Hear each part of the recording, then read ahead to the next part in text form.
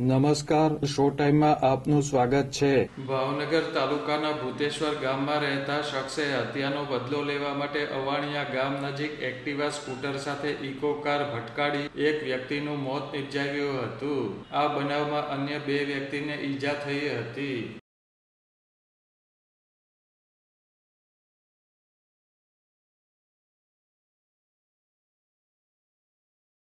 ભૂતેશ્વર ગામમાં રહેતા હાર્દિકભાઈ બટુકભાઈ કંટારિયા અને તેના મિત્ર સુનિલભાઈ ઘેલાભાઈ કંટારિયાએ ગામમાં રહેતા પિયુષભાઈ મંગાભાઈ કંટારિયાની હત્યા કરી હતી. હાર્દિકભાઈ 5 મહિના પહેલા જેલમાંથી જામીન ઉપર છૂટ્યા હતા.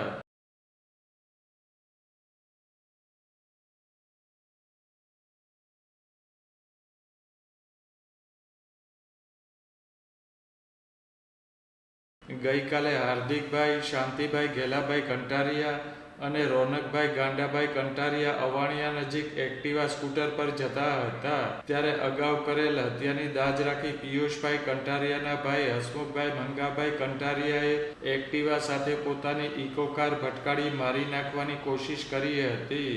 આ બનાવમાં શાંતિભાઈ કંટારિયાનું મોત થયું હતું, જ્યારે હાર્દિકભાઈ અને રોનકભાઈને ઈજા થઈ હતી.